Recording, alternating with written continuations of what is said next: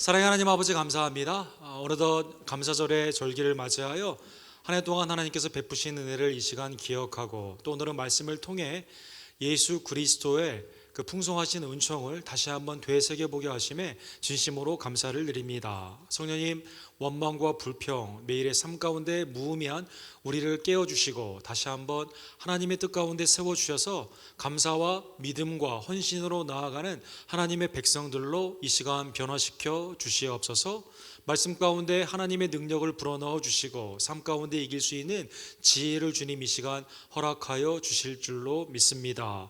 하나님의 은혜 가운데 기쁨과 감사함으로 찬양하는 성가대를 기억하여 주시옵시며 또 페루에서 돌아오는 순교팀들의 안전과 하나님의 은혜를 다시 한번 붙잡아 주시옵시고 오늘 말씀을 증거하며 받는 모든 성도들에게 하나님의 풍성한 은총이 넘치는 귀한 시간으로 이 시간 충만케 하여 주시옵소서. 예수 그리스도의 이름으로 간절히 기도드립니다.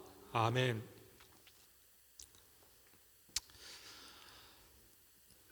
하버드 대학에서 50년 동안이나 강의를 하였던 미래학자이며 정치학자 그리고 세계의 여러 가지 그 패권에 관한 많은 지식이 있었던 세뮤엘 헌팅턴이라는 교수님이 계십니다.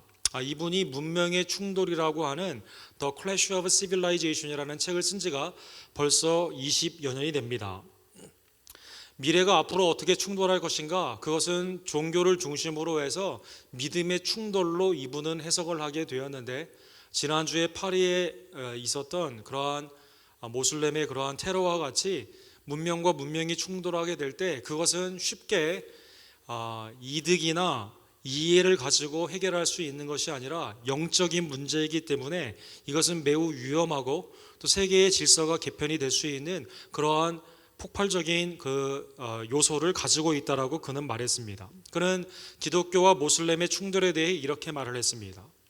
원수를 사랑하라고 하는 기독교와 원수를 보복하라고 하는 모슬렘이 같이 충돌하게 되었을 때 어떠한 일이 있을 것인가? 일시적으로는 원수를 보복하라고 하는 모슬렘이 이길 것 같지만 궁극적으로는 원수를 사랑하러 하는 기독교가 이기게 된다라고 그는 미래를 바라보게 된 것입니다. 신학자가 아니더라도 세계의 여러 가지 문화를 보고 역사를 보는 많은 학자들도 과연 세계가 앞으로 어떻게 될 것인가, 악이 지배하는 세상으로 나아가게 될 때 악을 선으로 갚으라고 하는 기독교의, 원수를 사랑하고 이웃을 사랑하라고 가르치는 기독교의 앞으로의 존폐는 어떻게 될 것인가 염려하고 있지만, 그러나 성경에서는 하나님의 뜻은 온전히 서게 되고 하나님의 통치는 영원하다라고 우리에게 알려주고 있는 것입니다. 오늘날의 문명의 충돌이 여러 종교 간의 충돌이 있는 다양성 가운데 있었다면 오늘 히브리서의 말씀을 받고 있던 그 공동체는 유대교의 핍박 아래에 있었던 새로운 종교인 기독교와 유대교의 충돌 가운데 있었던 두 번째 세대 기독교인들에게 주신 말씀입니다. 많은 사람들이 유대교의 그러한 율법의 종교가 지배하는 그러한 것 가운데 그리스도를 포기하고 율법으로 돌아가려고 하는 그러한 상황 가운데 히브리서 기자는 하나님의 영감의 말씀으로 너희는 절대 그렇게 하면 되지 않는다라고 알려주신 것입니다.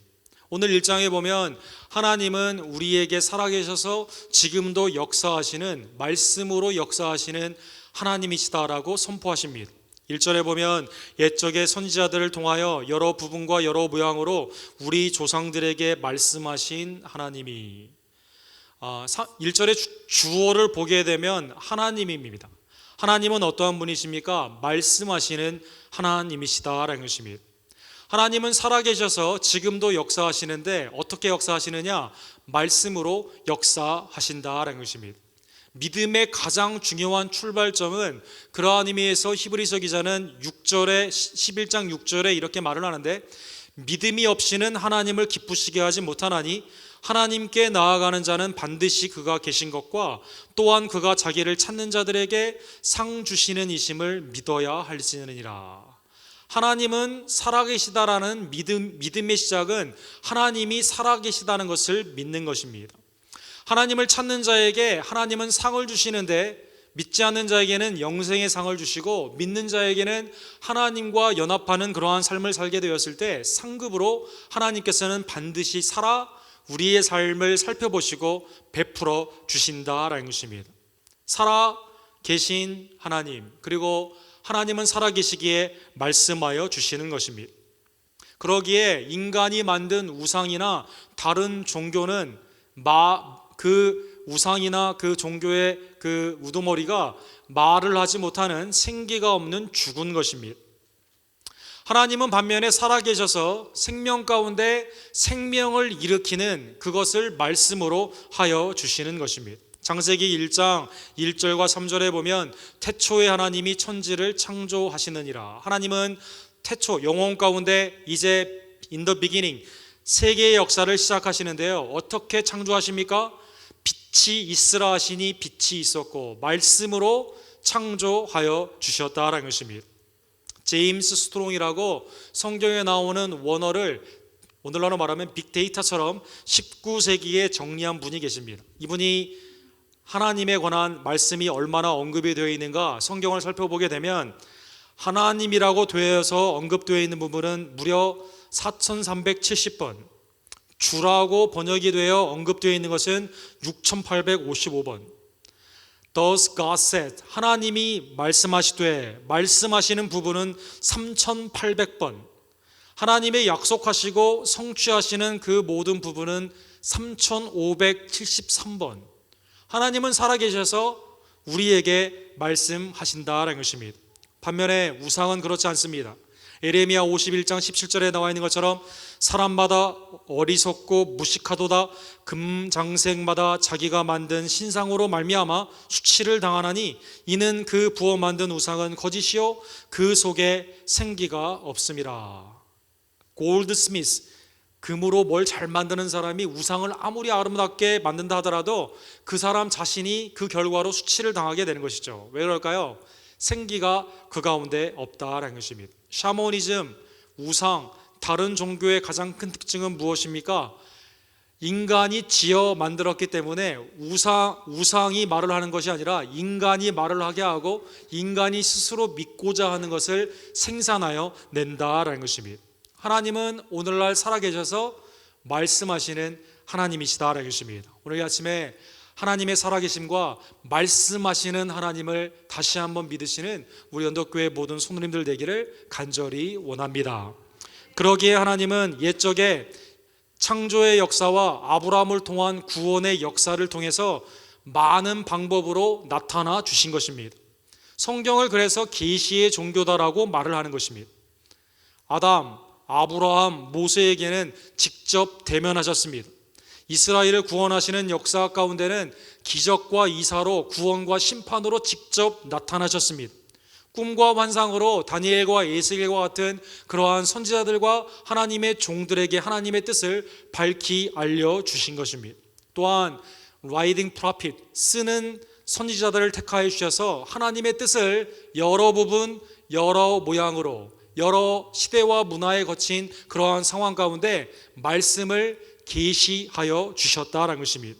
이 모든 것은 하나님께서 숨을 불어넣어 주시는 영감으로 된 것입니다. 베드로서 1장 20절과 21절에 보면 먼저 할 것은 성경의 모든 예언은 사사로이 불 것이 아니니 예언은 언제든지 사람의 뜻으로 낸 것이 아니요 오직 성령의 감동하심을 받은 사람들이 하나님께 받아 말한 것이니라. 빛이 있으라 말씀하신 그 하나님께서 아담에게 숨을 불어넣어 주셔서 리빙 소울, 생명이 되게 하신 그 하나님께서 성경의 기자들을 불러주시고 하나님의 영감 가운데 영원한 진리의 말씀을 숨쉬듯이 생명을 주시듯이 감동하여 주셨기 때문에 인간이 지어내거나 자기의 뜻대로 푸는 말씀이 아니라 하나님으로부터 받아 말하게 되는, 받아 쓰게 되는 계시의 말씀이 된 것입니다.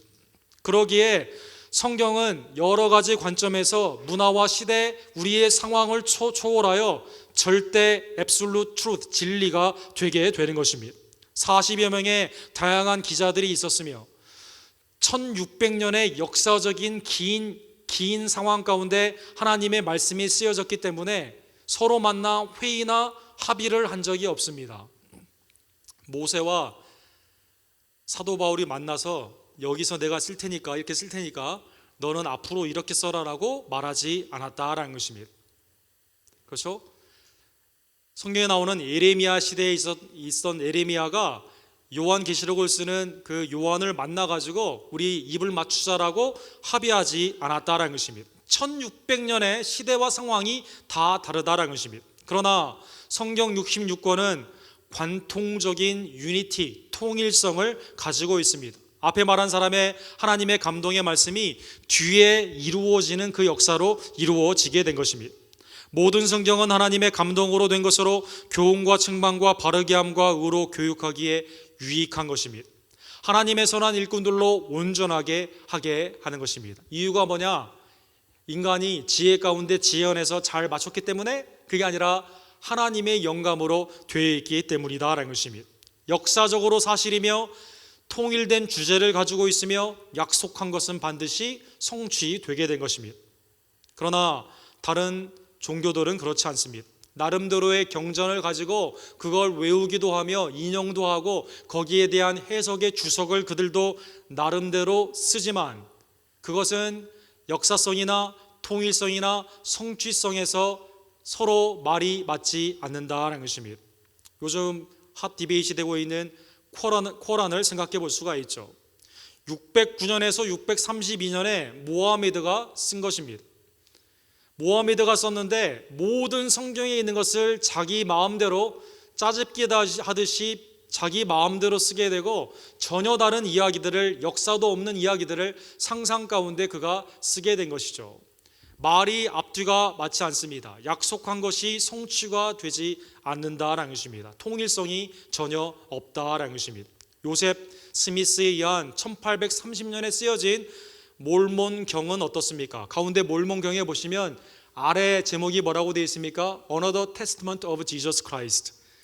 19세기에 그가 천사로부터 받았다는 이것은 성경을 다시 재해석한 겁니다. 말이 안 돼요. 역사 가운데 여차여차해서 그리스도에 남겨진 종말 말일 성도라고 하지 않습니까? 그들이 미국 대륙에 정착하게 되죠. 그리고 하필이면 요셉 스미스로 말미암아 새로운 성도의 단체가 시작되게 되었다라는 것입니다. 그래서 예수님에 대한 말씀이 완전히 왜곡이 되어 자기 중심으로 1900년 정도가 지난 후에야 자기 나름대로 방식으로 해석하고 있다는 것입니다. 역사성이 없고 통일성이 없으며 성취되지 않았다는 것입니다.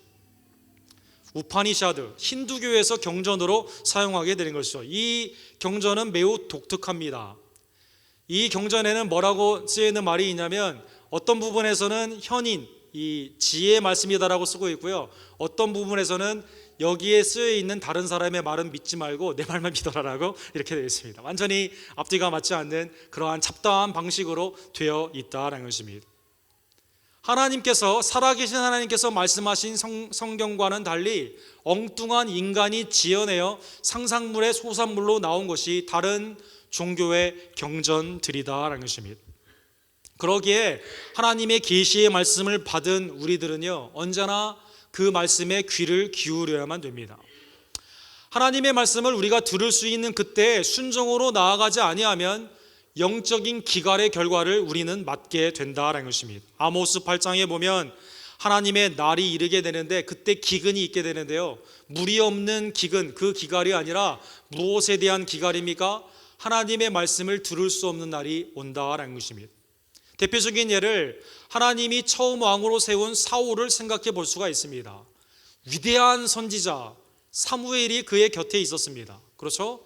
하나님의 실제 구원의 역사가 다윗을 통해 실제 그 앞에서 일어나는 것을 보았습니다. 그러나 그는 willingly, 고집을 가지고 자기의 고집 가운데 하나님의 말씀을 지키지 않죠. 제사를 자기 마음대로 드립니다. 하나님의 뜻을 어겨 전리품을 가져오게 됩니다.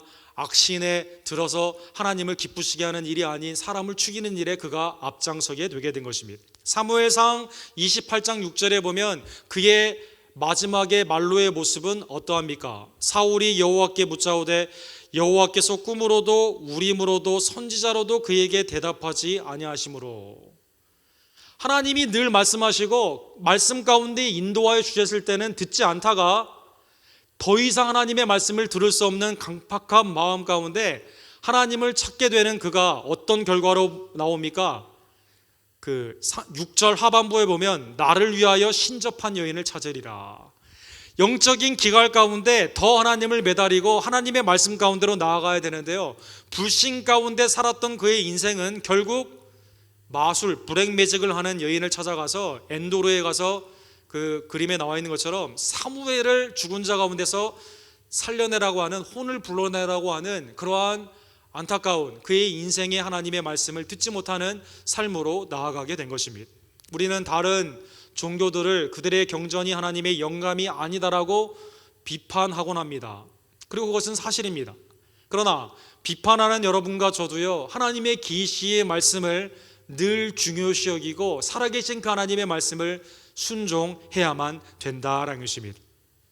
구약에는 하나님이 이렇듯 선지자들을 통해서 여러 모양 여러 부분으로 모자이크의 파편들처럼 이렇게 말씀을 하여 주셨습니다. 그런데 이 모든 파편의 모자이크 모양처럼 뒤에 있는 스테인드 글라스가 조각이 기기묘하지만 맞춰지게 되면 전체적인 그림이 나와 있는 것처럼 이 모든 날 마지막에는 누구를 통하여 말씀하실까요? 아들을 통하여 말씀하여 주시는 것입니다. 아들을 통하여. 본문에 아들, 그냥 아들이다라고 되어 있어요. 그래서 이것을 대문자 S, 우리가 어머니들이 아들 이렇게 해 라는 그 아들하고 전혀 다른 아들입니다. 이건 그렇게 생각하시면 안 됩니다. 하나님의 아들을 표현하는 대문자 son으로 이렇게 되어 있습니다. 아들을 통하여 우리에게 말씀하셨을 때 이 아들을 만유의 상속자로 세우시고 또 그로 말미암아 모든 세계를 지었느니라. 하나님이 부분적으로 또 역사적인 그러한 파편들 가운데 여러 모양으로 말씀하신 그 말씀이 누구를 통해 최종적으로 완전하게 다 맞추어지고 성취되느냐? 독생자 아들 예수 그리스도를 통해 그렇게 된다라는 것입니다. 구약과 신약은 그러한 의미에서 약속과 성취이며 부분에서 완성이며 선지자에서 최종 계시인 아들이다라는 것입니다.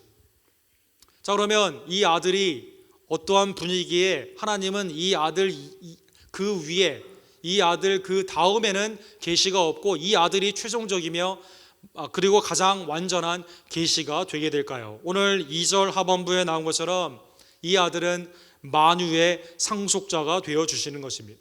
모든 만물을 창조하신 그 하나님, 그 하나님의 모든 권위와 권세가 상속, 인헤리턴스, 유산이 누구에게 가게 됩니까? 아들에게 가는 것처럼 만유의 상속자가 되어 주시는 것입니다. 유일한 그 하나님이 아들이 되는 겁니다. 이 하나님의 아들을 믿게 되면 하나님의 기업, 그 유업을 이 아들이 나누어 주시게 되는 것이죠. 두 번째로 오늘 본문에 보면 이 아들을 통하여 이 아들이 만물을 창조하셨다라고 나와 있습니다. 몰몬이 말한 것처럼 예수님이 하나님의 피조물이 아닙니다. 예수님은 성자 하나님, 영원하신 하나님이시다라는 것입니다. 성부, 성자, 성령 가운데 삼위일체 하나님으로 영원 가운데 계셔서 창조 가운데 역사하신 하나님이십니다. 세 번째로 그는 영광의 관체, 본체가 같으신 성부와 동일한 하나님, 영광과 위엄 가운데 있는 권위가 같으신 그러한 하나님이시다라는 것입니다. 그러기에 성경에 보면 예수 그리스도 그 아들을 보게 되면 성부 하나님 그 아버지를 알 수가 있는 것입니다. 인간은 외모를 통해 보통 알 수가 있죠. 그렇죠? 저희 아이를 보면 꼭 너 아빠 닮았다라고 하는데 저희 아이가 어렸을 때 그렇게 하면서 꼭 아이의 볼을 잡고 잡는 분이 한 분 계셔가지고 이분이 내 볼을 잡고 싶어서 저 아이를 저렇게 하나 이런 생각도 하게 됩니다. 우리는 외모 가운데 그렇게 하게 됩니다. 걸음걸이나 말하는 투, 또 성품 가운데 알게 되는 것이죠.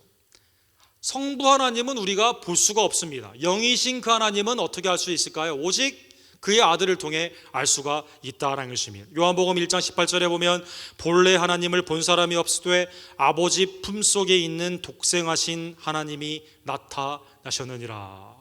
은혜와 진리가 충만하신 그 하나님, 하나님의 영광이 그 가운데 계시게 되는데 아들을 통해 아버지를 알 수가 있는 것입니다.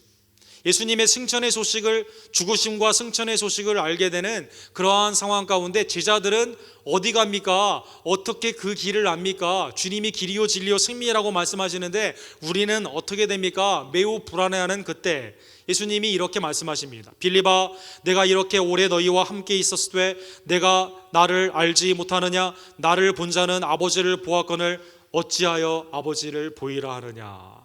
아들을 본 자는 아버지를 본 것입니다. 외모를 의미하는 게 아닙니다. 말씀을 의미하는 겁니다. 그의 사역을 의미한다라는 것입니다. 아버지와 아들은 하나인 것입니다.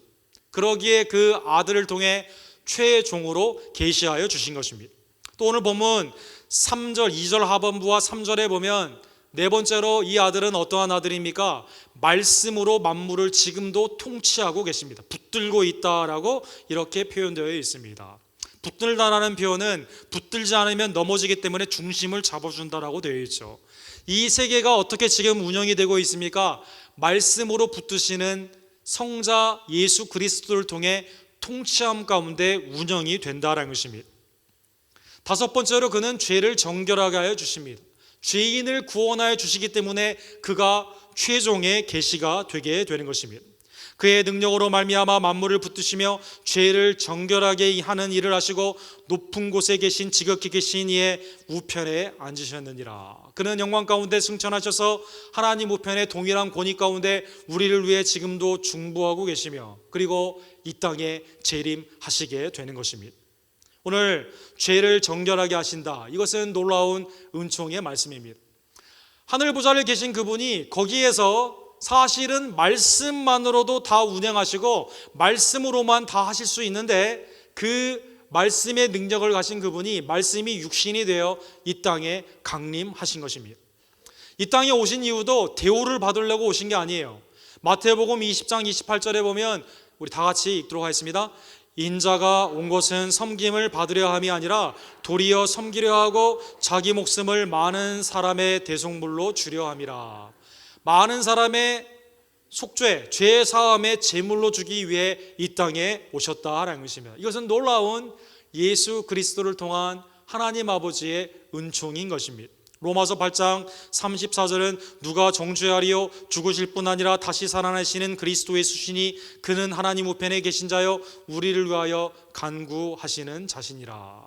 어느 누구도 만유를 지금 상속하시고 지금도 통치하시며 이 가운데 창조하신 그 하나님 우편에 계신 그 하나님께서 우리를 위해 이 땅에 오셔서 죽음 가운데 우리의 죄를 사하여 주시고 부활하셨기 때문에 그보다 더 큰 자가 없기 때문에 어떠한 자다, 어떠한 사람이나 어떠한 영이나 세상의 권세도 우리를 정죄할 수 없다라는 것입니다.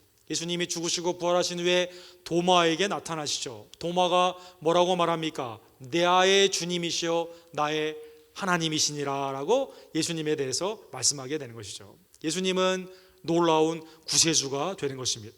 그를 통해 하나님이 최종적으로 계시하여 주신 것입니다. 예수 그리스도 넘어 무엇이 있지가 않습니다. 예수 그리스도 이외에 무엇이 있지 않는다라는 것입니다. 아직도 메시아를 기다리는 유대인들 예수님을 보지 못하게 된 것이죠. 그래서 유명한 하몬이라는 그 유명한 유대 랍비가 있는데 그분이 그 유명한 농담을 했는데요. 만약 그 예수 그리스도가 오게 되면 자기가 질문할 게 하나 있다는 것이죠. 그가 이렇게 말했습니다. Is this your first time or second time? 첫 번째 오신 겁니까? 두 번째 오신 겁니까? 라고 하게 된다는 것입니다. 주님이 이미 첫 번째 오셨고 두 번째 오시게 되지만 그러나 아직 유대인들은 그를 구주로 최종 계시로 받아들이지 않는 것입니다. 예수님이 이 땅에 계시면서 영광 가운데 변모하시는 산상변모 그 사건이 있습니다. 누가복음 8장에 그 사건이 잘 나와 있습니다. 라파엘이라는 사람이 이 그림을 그렸는데요. 오른쪽에 보시면 그 누가복음 9장에 있는 상황을 잘 그렸습니다. 이 땅에 있는 땅 안에는 어떤 일이 있습니까?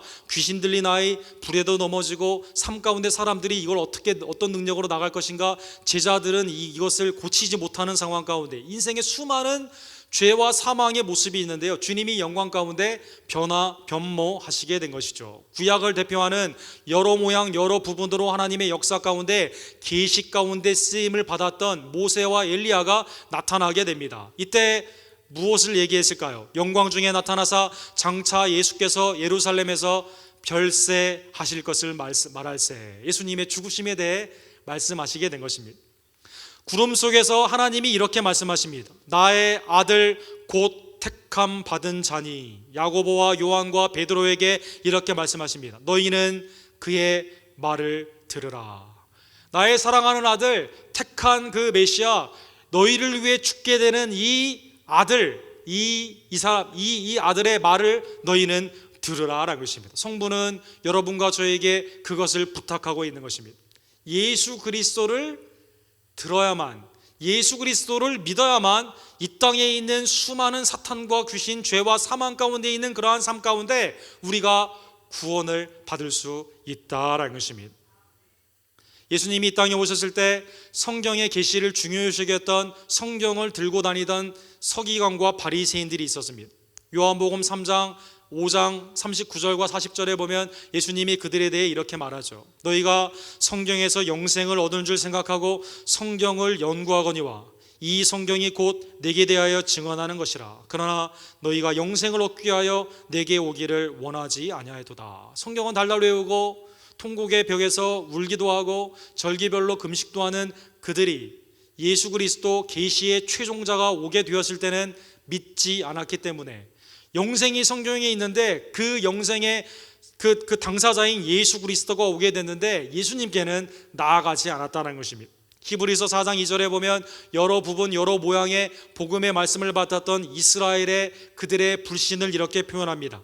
그들과 같이 우리도 복음 전함을 받은 자이나 들은 바 그 말씀이 그들에게 유익하게 되지 못한 것은 듣는 자가 믿음과 결부시키지 아니함이라. 말씀 따로 내 삶 따로의 삶을 가게 되면 우리의 반면교사가 되는 불신의 유대인과 같은 삶을 살게 된다는 것이죠. 생활의 이중성, 외식이 있게 된다는 것입니다. 그리스도의 렌즈로 오직 하나님의 그 은혜의 말씀을 듣고 믿어야만 되는데, 그리스도 외에 나의 성공을 위해 성경을 읽는다던가 내가 원하는 방식으로 세상의 그 라이프 스타일을 위해서 성경을 왜곡하게 되게 되면 영생을, 그리스도를 놓치게 된다라는 것입니다.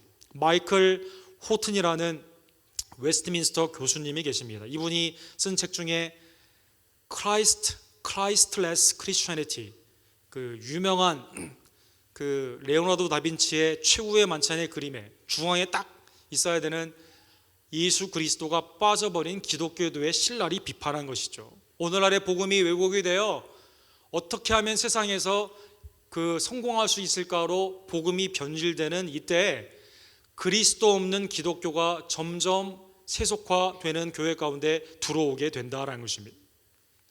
그러한 의미에서 토마스라는 그 신학자는 다음과 같은 책을 썼습니다.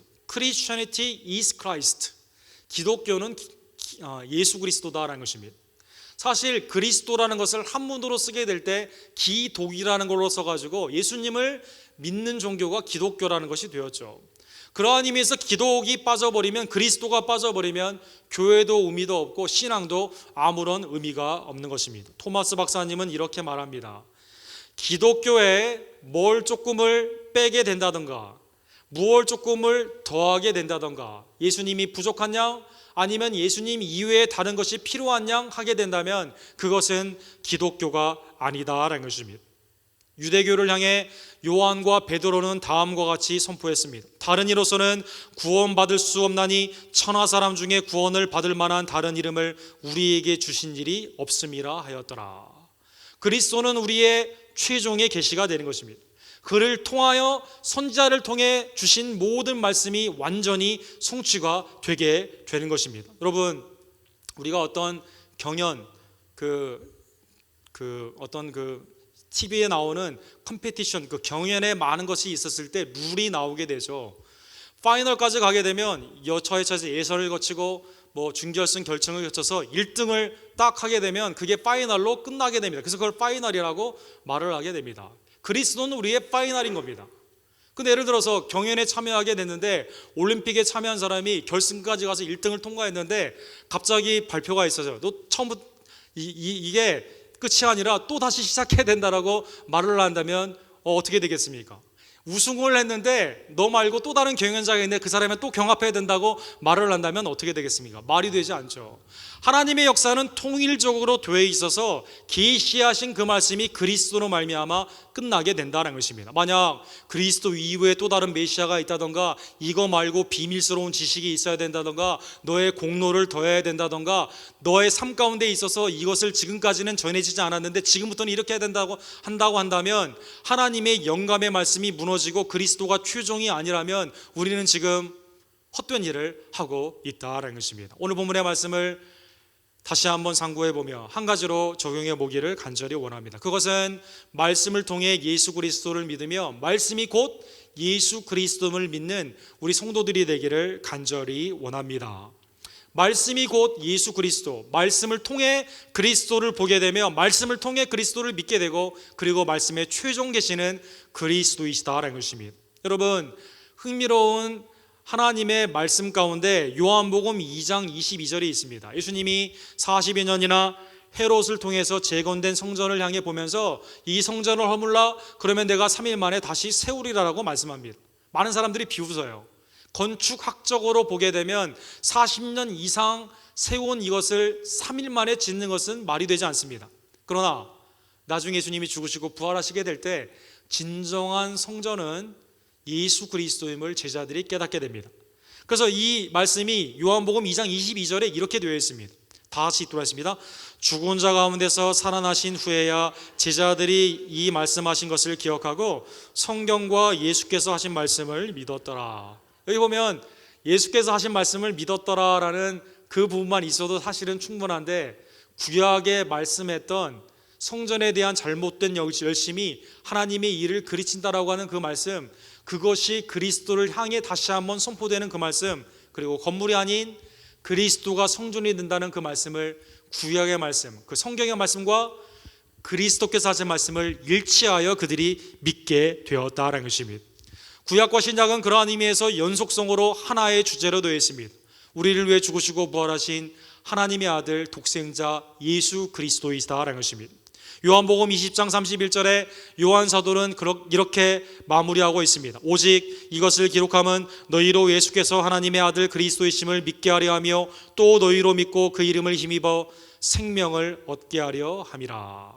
주님을 믿기 위해 하나님의 아들 예수 그리스도 구원주를 믿기 위해 성경이 쓰여지게 된 것입니다. 그를 믿음으로 말미암아 믿는 자가 생명력을 누리며 이 땅에 하나님의 은혜 가운데 살도록 쓰여지었다라는 것입니다. 하나님의 영감으로 되어 있는 절대 진리인 이 하나님의 말씀 앞에 온전히 우리의 삶을 순종으로 그 말씀 앞에 굽히고 계시의 최종 목적이시며 완성이 되시는 예수 그리스도를 온전히 믿고 그의 말에 순종하는 우리 언덕교회 모든 성도님들 되기를 간절히 원합니다. 세상마다 각자의 진리라고 주장하고 있는 이때 오직 하나님의 영감의 말씀은 66권 성경이며 그것의 주제는 그리스도이시며 최종과 완성에 계신 그리스도가 여러분과 저를 이미 죽으시고 부활하시며 하나님 우편에 앉아 계시다가 우리를 위해 재림하심을 온전히 믿고 이 복음 가운데 기뻐하며 복음을 증거하는 주의 계시의 백성들이 되기를 주님의 이름으로 간절히 축원합니다. 기도하겠습니다. 사랑하는 하나님 아버지 감사합니다. 하나님의 오늘 은혜의 말씀의 소중함을 다시 한번 깨닫게 해주심에 진심으로 감사를 드립니다. 옛적에는 구약 때에는 여러 모양으로 여러 부분으로 하나님의 구원의 역사를 알려주시다가 그의 약속의 성취이신 계시의 최종과 완전히 되시는 독생자 예수 그리스도 그의 고난과 십자가의 죽으심과 부활하심 하나님의 우편에 앉아 계시다가 이 땅에 다시 오시는 재림의 그 약속을 통해서 다시 한번 우리의 구원을 알려주심에 진심으로 감사를 드립니다. 하나님, 그리스도가 온전한 말씀임을 다시 한번 믿으며 온전히 그의 음성에 귀를 기울이기를 간절히 원합니다. 아들을 믿는 자에게 영생이 있음을 다시 한번 깨달으며 세상에 허망되고 망령된 것을 쫓지 아니하고 오직 나를 위해 죽으시고 부활하신 만유의 상속자가 되시며 창조주가 되시며 말씀으로 세상을 운행하시고 그리고 우리를 위해 죽으시고 부활하신 그리스도께 믿음을 두며 주님 안에서 구원의 확신을 가지고 복음을 증거하는 주의 백성들이 될 수 있도록 주여 역사하여 주시옵소서. 요동치는 세상의 철학이나 사상 가운데 우리의 마음이 요동치 아니하며 오직 하나님의 계시된 말씀 안에 기뻐하며 그 말씀을 상고하고 그 말씀을 믿고 증거하는 주의 계시의 백성들로 주님 이 시간 축복하여 주시옵소서. 말씀 위에 바로 서는 하나님의 한 가정들이 되기를 원하고 우리 교회 사역들이 되기를 간절히 원할 때 우리를 위해 죽으시고 부활하신 최종 계시인 예수 그리스도의 이름으로 간절히 기도드립니다. 아멘.